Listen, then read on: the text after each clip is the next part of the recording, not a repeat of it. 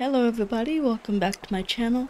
I am Gebo the Shaman, and today we are discussing, I'm just going to be sharing my thoughts and I'll come up with a title later. This is just one of those things, because I really want to get into some deep stuff with you.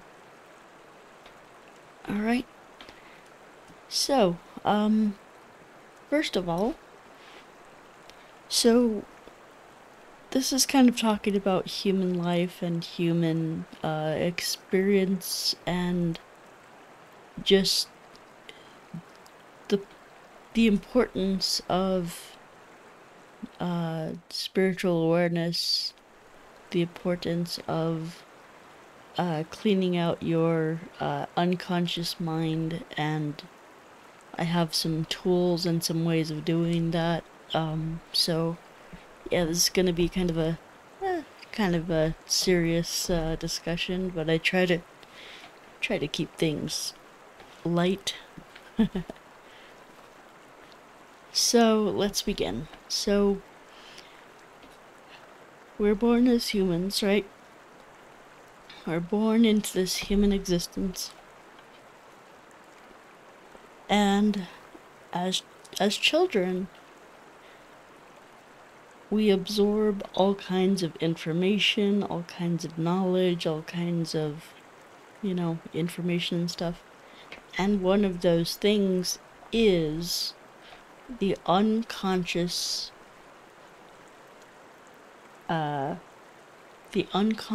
information that's coming from your parents. This even goes back into, you can start absorbing things from your parents even when you're in the womb. So if your parents have any kind of unconscious negativity towards you, even though it might not be perfectly conscious, if it's unconscious, maybe they're hesitant about being a parent, maybe it could be just something simple, something just benign, maybe a little bit of hesitation. Oh, what'll happen? Whether that be fear or scarcity or this or that. Maybe someone is unmarried and they have you and they're pregnant now. Maybe someone is, it could be a myriad of things and reasons and all kinds of things like that. So we're all born into this world and under different conditions, different backgrounds, different parents, different people. That's all going to be different for all of us. So when we are as young as we're in the womb, and we are, up to about 2 or 3 years old, that time period from 0 to 3, is when we start absorbing things. Maybe your parents are, don't have a job. Maybe they feel some insecurity. Maybe they just broke up with your father or whatever. And so, yeah, it's all kinds of those unconscious programming and messages and stuff go into your unconscious mind. And the thing that happens is you absorb those. It's like you're a blank slate as a baby. You are a absolute blank slate. You come in here as, of course, not necessarily, I'm not saying like you're an NPC or anything like that, but your soul has just incarnated into this foreign world, and all of a sudden you can't help but absorb information. Oh, that's my mom, that's my dad, that's, my crib, this is me. Oh, well, I have this, human body. Wow. So that's what babies do. They explore. They You know, they learn things. It's like absorbing, getting reoriented with the world.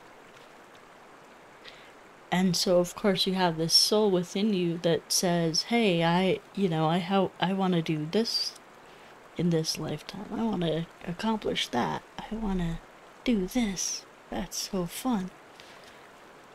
And so you know, all of course, you know, your past karma or your the things that you do or the things that you were born with are already there, like your past karma, your dharma, your what the things that your soul wants, as well as the past life things that are just stuck with you.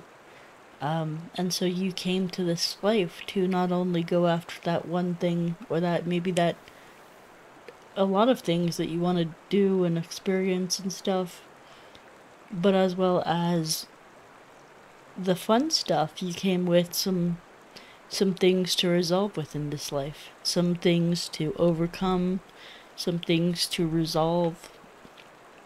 And so in this life it's like, yeah, it's full of negatives and positives, and that's why humanity is where it is.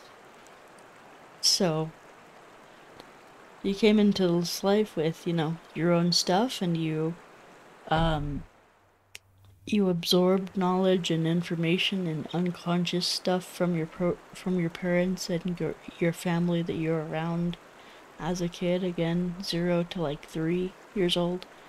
That's the time that absor- uh, both conscious information and unconscious information gets absorbed into you.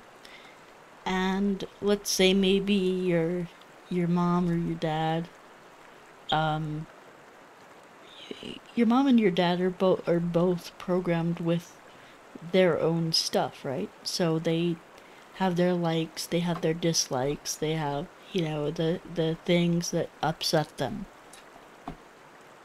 And so when they convey that information, like, oh gosh, I got another bill in the mail, or I have to, pay taxes, the government sucks, this government is stupid, all those things. You kind of get, oh, so my dad, you're learning these things. Oh, so my dad doesn't like the government. My dad feels like bad about paying taxes. He doesn't like it.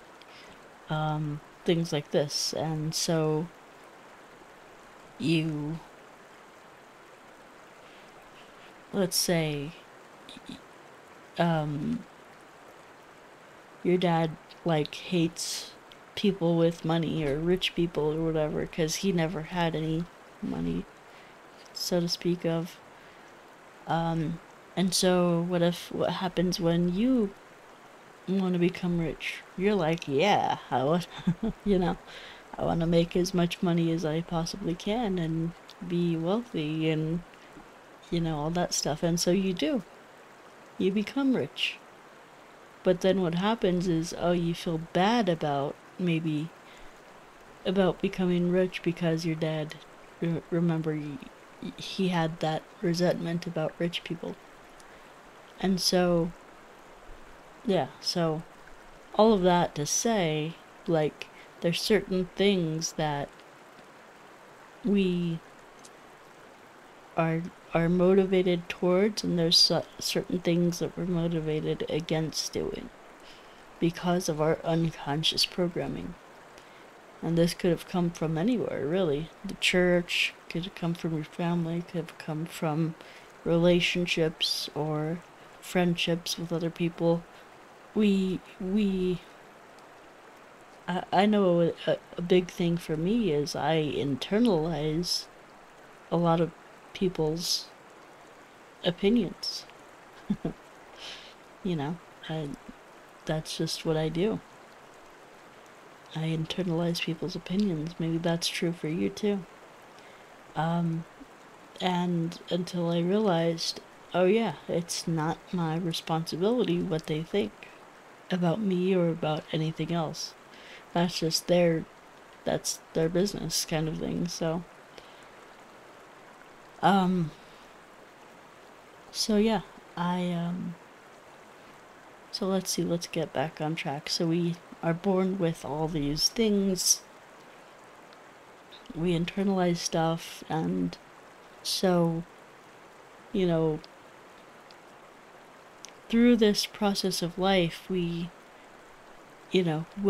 have our own peccadillos, and we'll have our own, uh, you know, things that upset us, or that, you know, things like that. And so we'll act out on those. We'll say, we have all this unconscious information, all these feelings and these unconscious things within us. And so automatically we start to react on those. We start to act out on those things. And so, acting out unconsciously.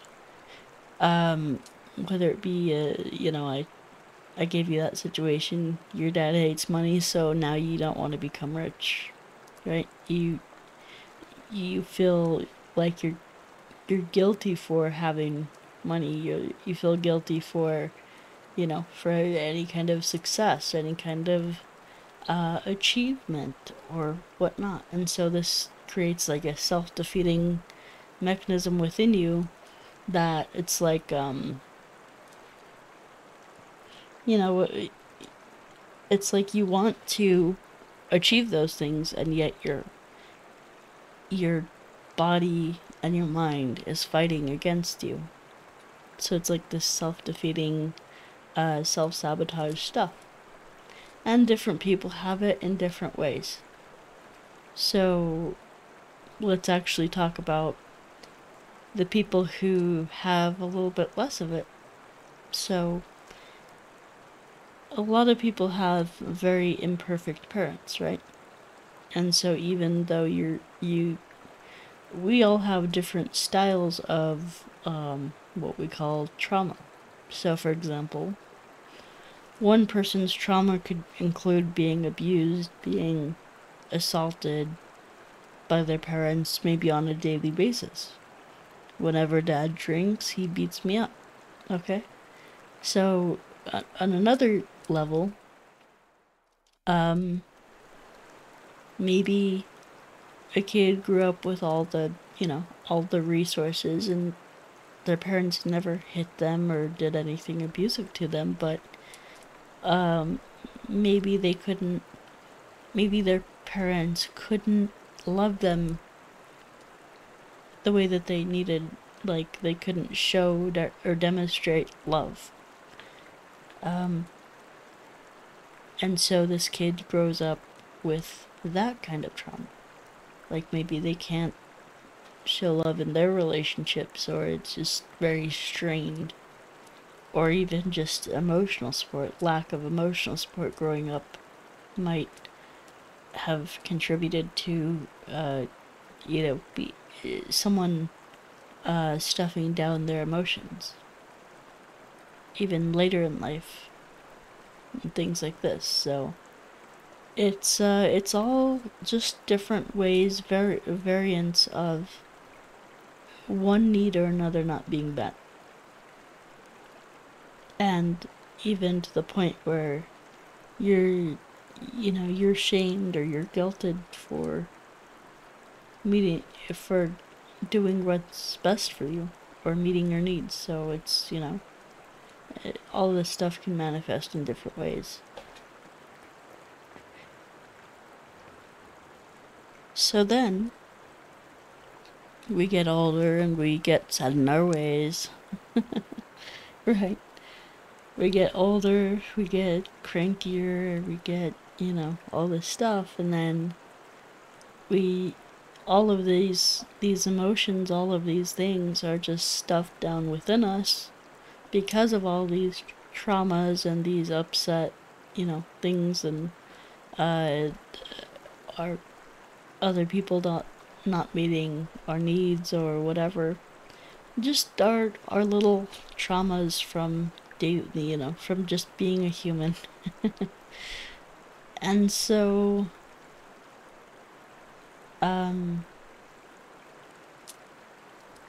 So, we, due to these emotional conflicts and these traumas and stuff, we developed illnesses. This is why people get old. This is why people get old and sick and die. Like, I'm not saying that, like, people die because of this stuff, but at a certain, like, okay, a natural death is basically you're 100 years old or whatever, and your body just doesn't work anymore like it used to. And so you naturally just die of old age. But what I'm talking about is there's, you're 50 or 60 and you get a illness, diabetes or whatever. Could be anything really. And that illness gets so bad that you pass away from it. That is not natural causes. That is emotions being stuck within you. Because see, the way this works is if you don't emote, if you don't process the emotions, if you don't let them out, if you don't feel your feelings and instead you stuff it down, it's just going to, those emotions are still there. They're just going to manifest as disease or illness or back pain. You ask me how many people I've met with back pain that have financial issues. Lower back pain especially is tied to the kidneys, which is resources and trust.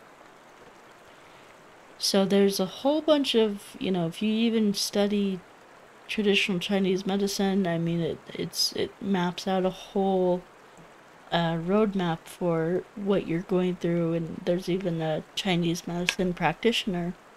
This guy could, you walk into his office and you're like, and he's like, oh yeah, you're 65 years old, I could tell that by just looking at you, and last year you got a divorce from your wife, huh? And he'd be spot on. And so this is like, just from, I mean, he had such an intuition about the body that he could just tell, and this is what happens when you like, I think he was actually reading his pulse. So he was there reading his pulse, and he was like, oh yeah, there's the divorce, and there's the age, and this is what happened to him.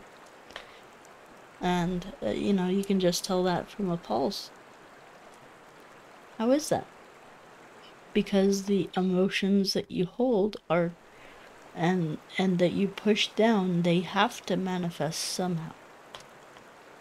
And so that's what happens, is illness, disease, old, even just getting older, like appearing older physically, things like that. Okay? So, now, here's where spirituality can come in. Okay? So, I know a lot of people in Western cultures just think that, spirituality is woo-woo and hippie bullshit and this and that. And, and it's not. The Hindus, they used to go and see, they used to, they're like one of the only shamanic cultures that still exist today, like pre-Christian shamanic, or like polytheist cultures that was still preserved. And so, even though their gods, might be different, like it's still there's a lot of like overlap, like Shiva and Odin are the same thing. Thor and Indra is the same thing. Indra and Thor are the same thing. So, anyway, let's talk about,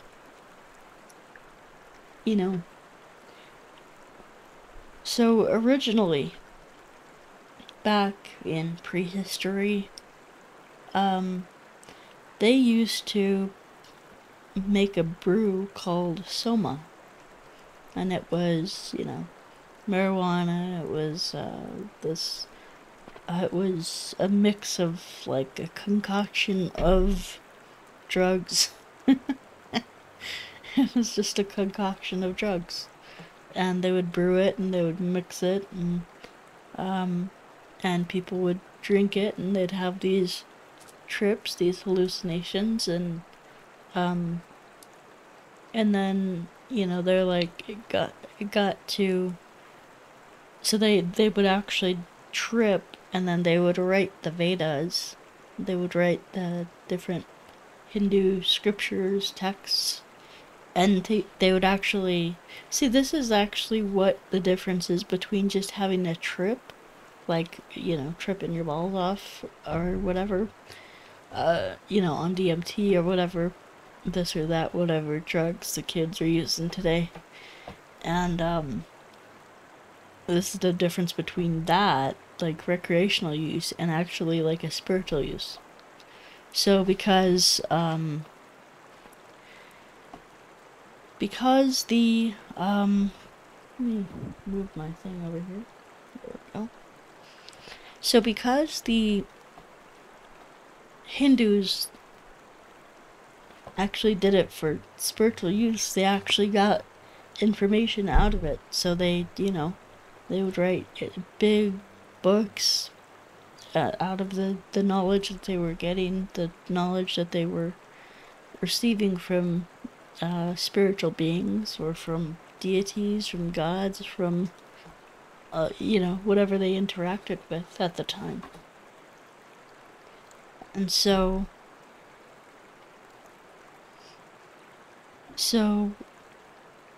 they would actually use the trip, the hallucination stuff, to get knowledge and information and write that down. It wasn't just to have this experience, it was to gain something, to actually put something into writing for future generations to use. So they actually did that, and they, this is where they came up with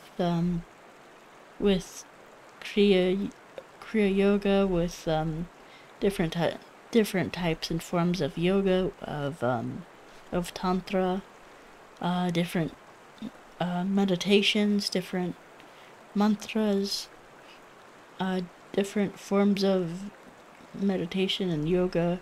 And by the way, yoga is not just stretching. That's not what it is. Hatha yoga, the type that we know in Western society, the yoga studio down the road, hot yoga, this and that, that's all hatha yoga. There's many, many different types of yoga. Yoga means union. Union with the human and the divine. Union. So they created these spiritual practices, the ones that I just named, in order to,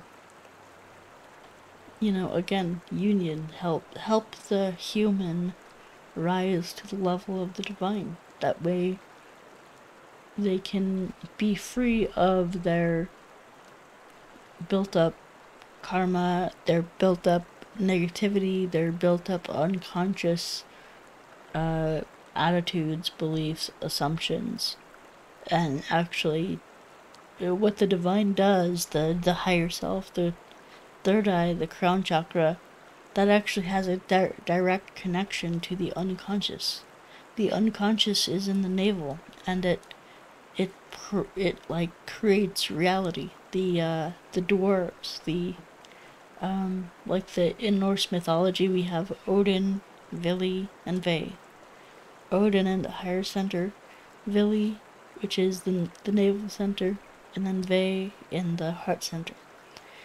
So, or in Vedic scriptures, we have Brahma,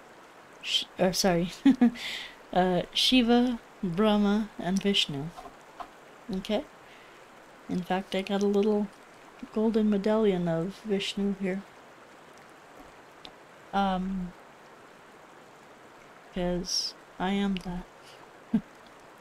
Even though, anyway, that's a different story. So we have Shiva, Brahma, and Vishnu. So it's this thing where the divine, which is Shiva, the higher centers, go down. There's a direct connection with the brain and the stomach. There's actually, I think they said neurons in the stomach area. So, even from a physiological perspective, they have neurons in the stomach, they have neurons in the heart. These are the three minds. So the stomach is good for processing things. It's traditionally in Norse mythology they had the navel center as the creator, the one who would manifest like the unconscious. So the conscious, the unconscious, and the subconscious. That's how that works. So it was, and yeah, there's a huge difference between the conscious and the subconscious, the conscious, and the unconscious. I know I'm freaking you out with a lot of terms there, but so the unconscious is not conscious. Unconscious, not conscious. Subconscious is below the conscious. Subconscious. So submarine, below the ocean. It's like in the ocean, below the ocean. So sub, that word, means below the conscious, not unconscious. Unconscious is completely unaware. In fact, you might see, you might have, if you're a human and you interact with other people and your unconscious stuff comes up, you might say something or do something maybe destructive or negative, and if you have a good friend who calls you out on it, they might say, "Hey man, are you aware that you're behaving in this way?" And you'll be like, "No, dude. No, I'm not behaving like that. I'm not acting like that. What the hell is wrong with you? I'm not doing that." So you're doing something that you don't even know that you're doing. You're affecting someone in a way that you don't even know that you're affecting them. That's what that is. And so the most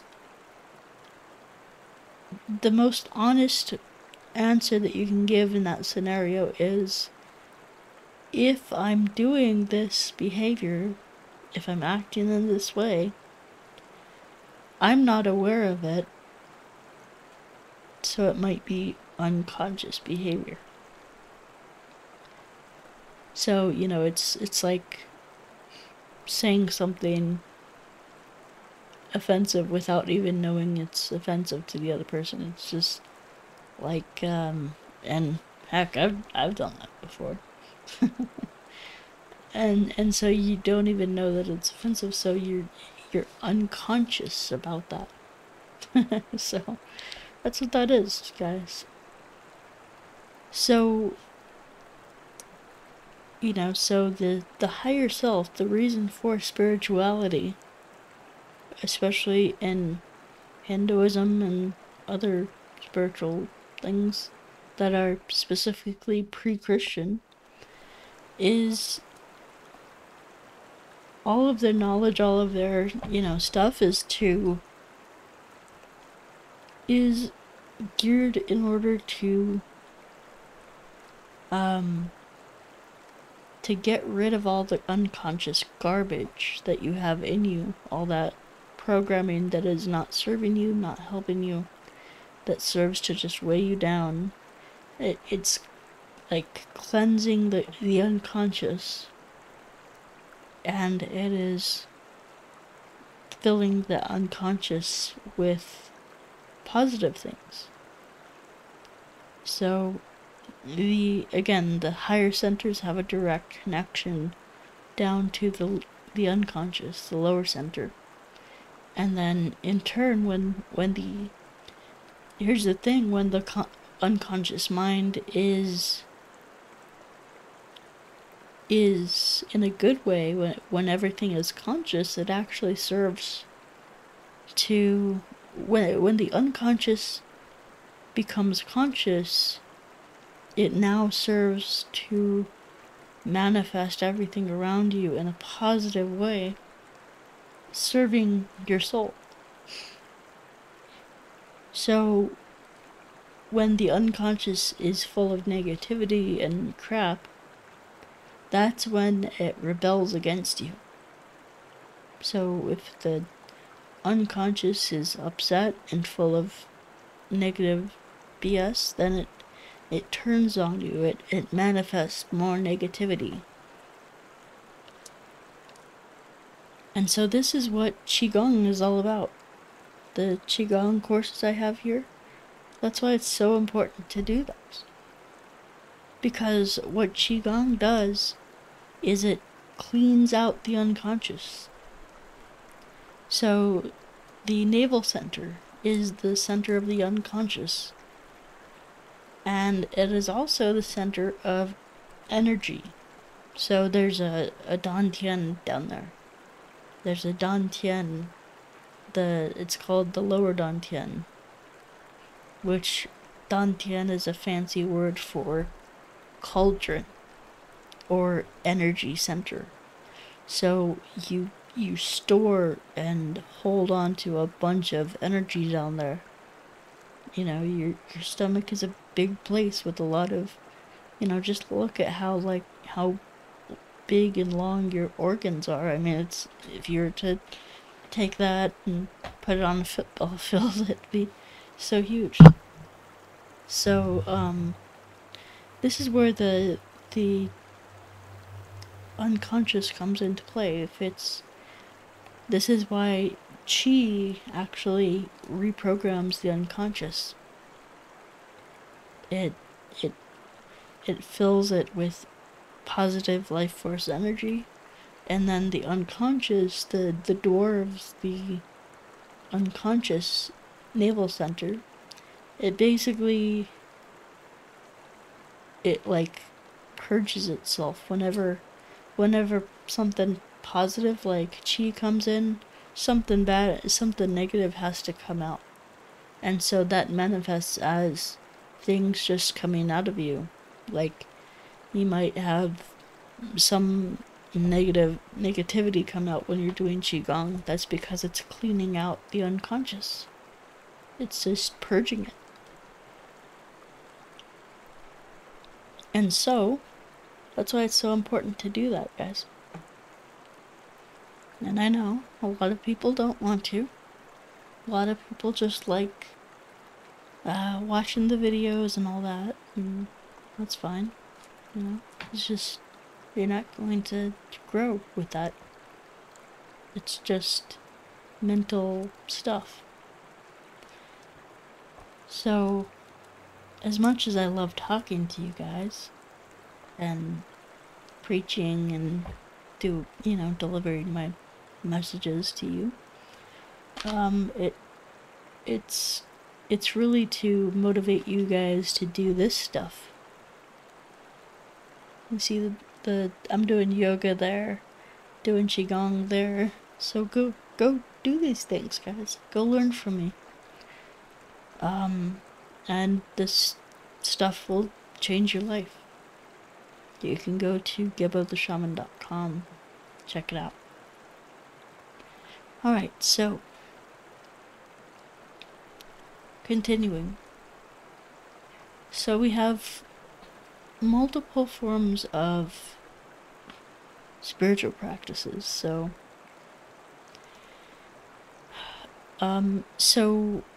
why did they make so many forms of spiritual practices? You know why? That's because there's a lot of different types of people. and also they do different things. Yoga is different than Kundalini yoga, is different than Shen Gong, is different than Qigong, is different than mantras or meditation or, transcendental meditation or, different things like that. So, let's talk about Kundalini yoga. Kundalini yoga is primarily to do with the spine. It deals with the spine, spinal movements, a lot of twisting from side to side. And that mobilizes the spine, the spinal column. And it gets energy moving from like your root chakra all the way up to your crown chakra. And when that energy is moving, it's actually, you see, there's people, a lot of times people think that Kundalini yoga is actually creating Kundalini. So the more that you do that, the more Kundalini you have. But Kundalini is actually already within you. As a human, you were born with Kundalini energy within you, in your spinal column. And so when it's not active, when you're just going about your business as a regular human, that becomes, that just becomes inactive. It sits at the base of your spine in your, your coccyx area. And so when you stimulate that and you do the Kundalini yoga exercises, you'll actually see that rise. And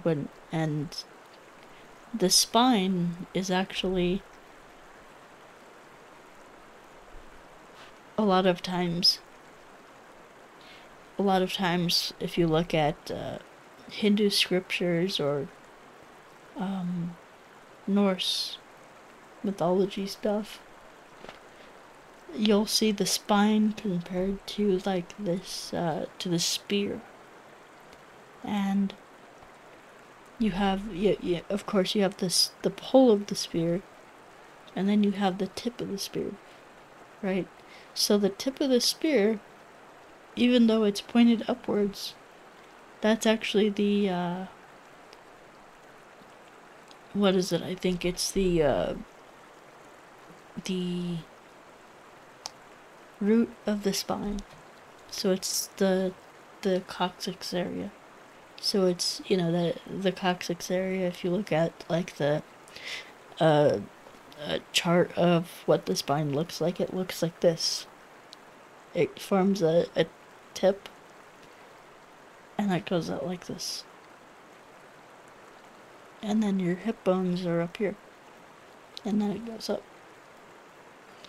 So that is the tip of the spear. And also, when you have armies, right? When you have armies in the past, they'll be holding their huge spear, and before battle, they'll actually shake the spear. They'll shake it, and it'll create this noise with all these spears shaking, and the tip going in the wind. Like, it'll actually form a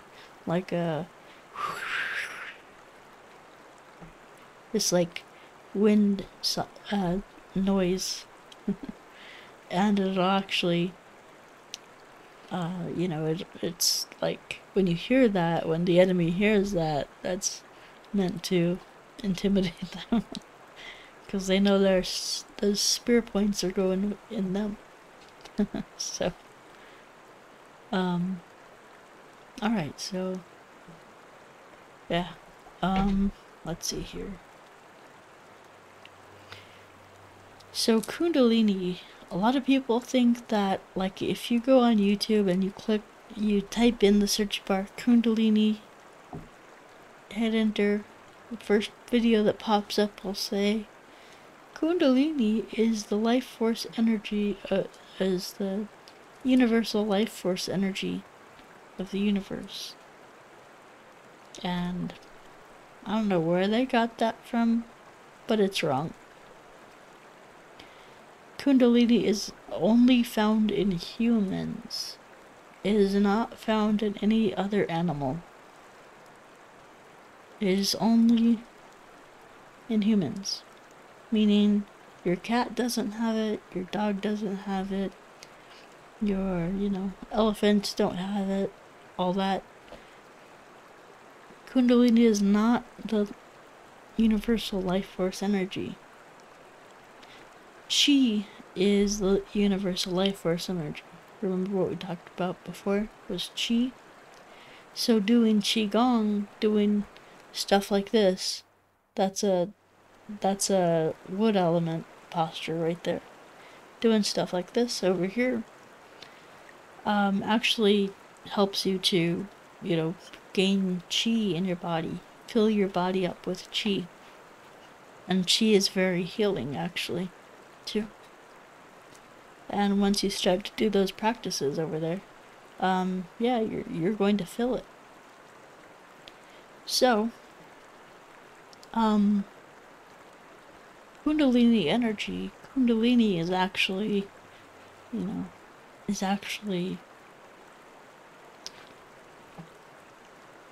it's the energy of spiritual awakening. It's the energy of rising consciousness. It's psychological maturity. It's so for example, I'll explain that. So in Kundalini yoga, we have all these different chakras, right? Running up the spine. So, starting with the root chakra, we have physical safety and fear, right? Physical safety and fear. So the root chakra has to do with your immediate, like, surroundings, physical safety, and if it's not balanced, then it has to do with fear. Fear of not being taken care of, not being secure with the universe, things like that. And so, when you have that, so on the positive side, this has to do with feeling safe, feeling secure, having a home over your head, having a roof over your head, having stability in your life, having, just physical security, physical safety. It also has to do with resources. So again, money or lack of money. and then we'll move to the sacral chakra. So the root chakra, just to finish up there, is the infant, the child. Represents that stage of life where you're an infant, you're a child, you need mother's warmth and love. You need to feel safe, to feel secure, to be wrapped up in your little blanket like a burrito. You need that. You need, shelter, you need warmth, you need safety. Babies do not like being around unsafe people. They will cry. If they feel, threatened in any way, they throw a fit, right? That's that root chakra. That's that fear. And we'll move on to the sacral chakra. Sacral chakra is essentially the sexual part. So we feel safe, we feel secure, we feel fine, and then we explore sexuality. So this is, the child is grown up and matured a little bit, and now he's a teenager. And now we begin to explore sexually with other people. This is why, in the old days, teenagers used to dance all the time and have parties and be around each other. This is the expression of, the need for sexual intimacy and things like that. This is also exploring yourself, right? And who you are. So, in that sexual light. And then we have the solar plexus chakra, right? And this has to do with the identity, forming an identity. This is the sun, the solar plexus, that has to do with identity. So, this has to do with, figuring out who you are. A lot of times when kids are young, they will, they'll play around with different personality types, different ways of acting, different, they like to play, to try personas on, to try different ways of being on, like, even just, you'll see it in cowboys and Indians, right? You'll see it in different ways that they play. They're experimenting with their identity, and so this ties into early adulthood too. It's, you've gone to college and you're finally figuring out who you are as an adult, and who you want to be, what you want to do. That's that identity. And so that's what that is. Now we'll move on to the heart chakra. Now you have your security, your sexuality all set up. You have your identity, and now you know who you are, you know what you want. Now you're looking for love. You're looking for a partner, marriage partner, a wife, a husband, whatever. And so that's what that heart chakra comes in. This is all about, love and the soul.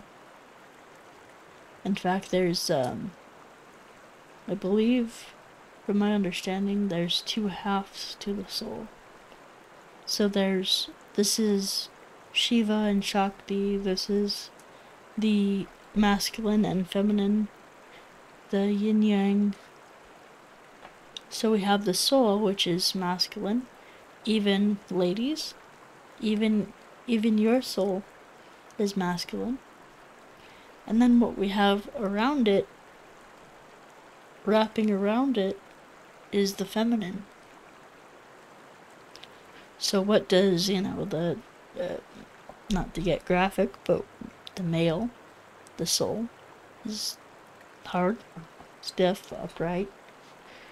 And then the female wraps around the soul. So that there's this energy called the Shin energy. The soul is called the She.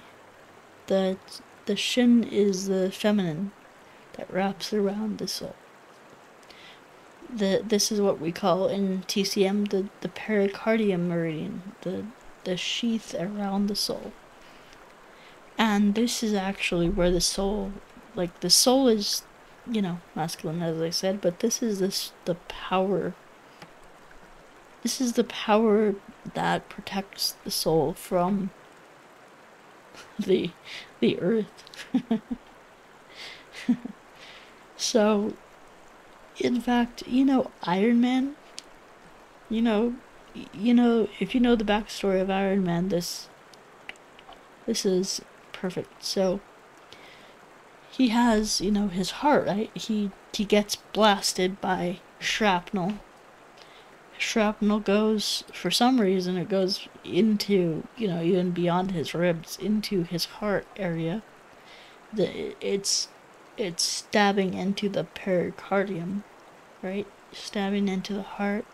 And he's like, he had to figure out a way to protect his heart from this shrapnel, right?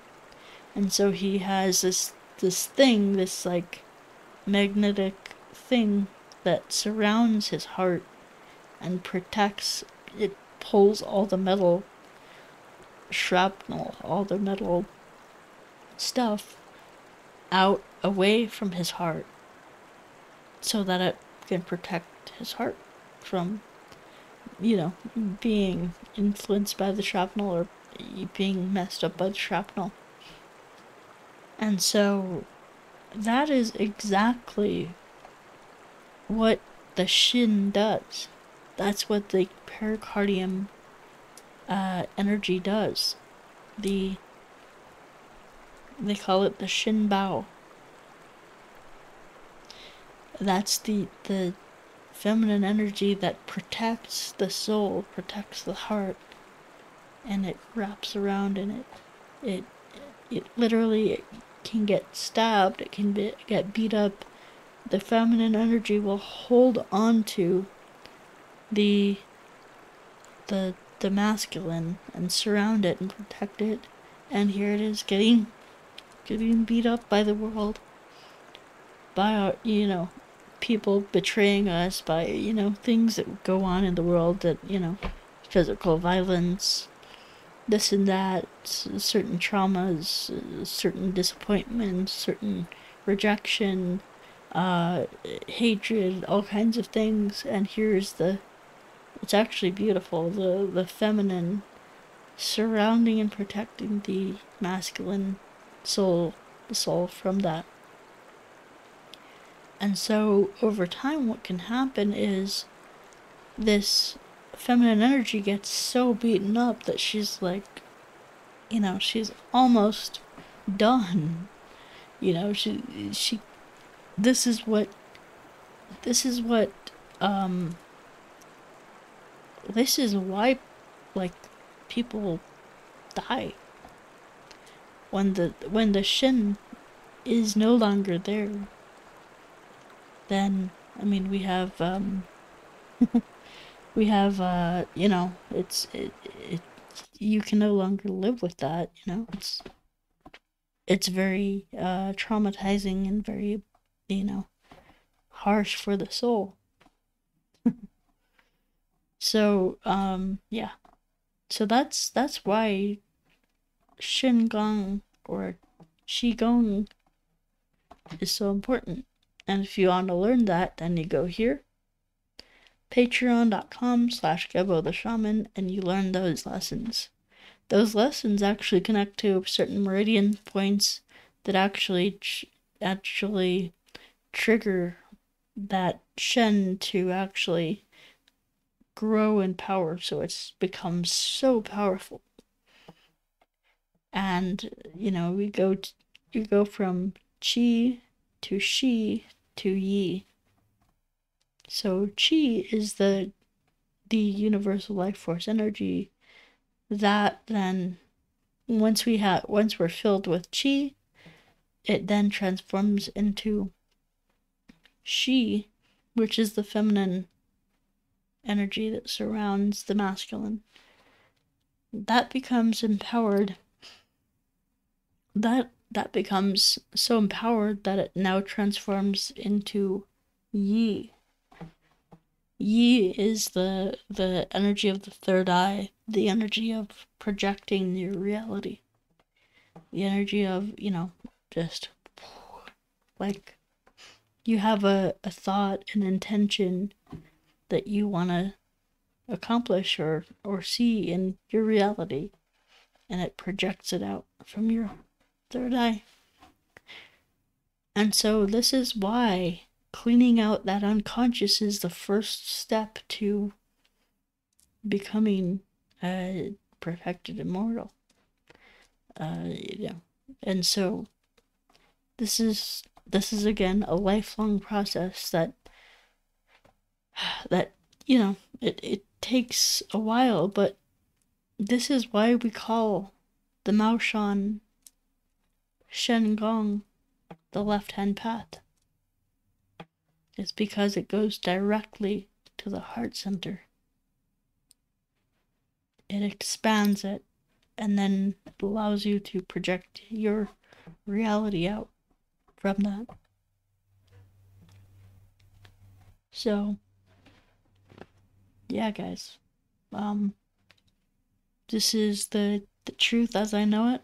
So, I'm happy to be wrong, but I thought I'd come on here and inform you guys and talk about this stuff. I love talking about this stuff. It's really helpful for me to talk about it, and I hope it's inspiring and helpful for you to hear this stuff. So this is why I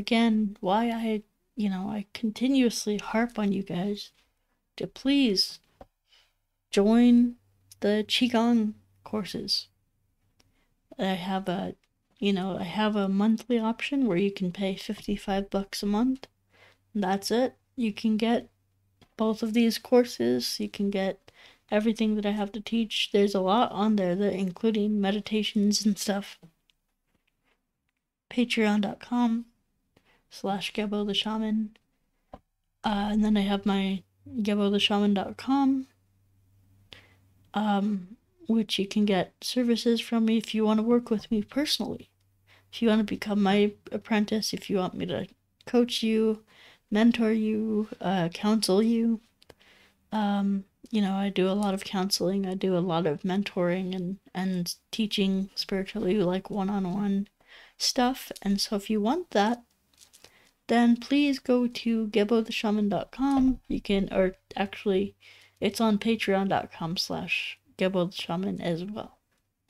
So, I really enjoyed this talk. I came on here and I was like, what am I going to talk about? And boom, just came out of me. So, Kundalini Yoga is wonderful, but also the Shen Gong is wonderful as well. That's what I do. And in fact, if you go to this self-transformation challenge right here, you'll learn Kundalini Yoga and as well as the Shen Gong. That's a wonderful starting point. That's a wonderful jumping off point to some of the more hardcore practices that I'm about to teach. So, and then what else? So we have, I have a lot of mantras on the channel. So if you want to just fall asleep to some mantra chanting, I have that as well on the channel. And that the mantra, what that is good for, mantras are actually also Kundalini Yoga. Mantras will kind of vomit some stuff up for you. What they do is you focus on you focus on what you're saying.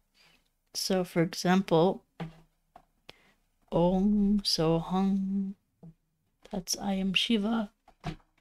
Om Soham. And then when you do that multiple times, like I have the mala here, 108 bead mala, you should get those. And you do it 108 times. And then that will bring up a bunch of old stuff for you to clean out. So you might have thoughts about the past, you might have thoughts about, old feelings, old hurts, old resentments, and I have, on my Patreon, I can walk you through a fourth step. So what we do in the fourth step is we write down all our resentments, all of our, picadillos, all of our stuff about that person should have been done that for me. I'm resentful at my old girlfriend because she cheated on me or whatever. This and that. The stuff will come up. We write it down, and then we go through this whole process about how to transform that. Because your resentments, which are wood, they correspond to wood or ether. That's the resentments. They get burned by fire. They burn you up, they anger you. That empowers the fire.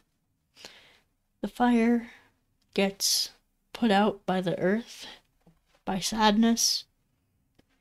The earth, those ashes of the fire, then go down into the earth and become metal, which is, like a sharp blade. It's intelligence, it's smart, it's, oh yeah, well, yeah, my girlfriend cheated on me, that angered me, I felt sad, and now,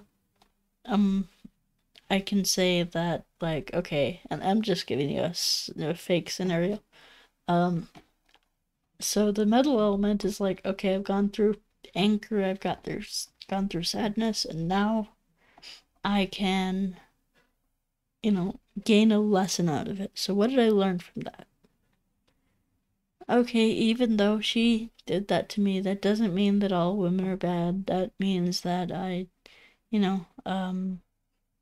maybe that inspires me to be a better partner or to, that I need to approach relationships with caution, but also, okay, I can, trust myself now. Again, so it goes through this whole process, this whole circle with 5 elements, and that's what I do. That's what I work on.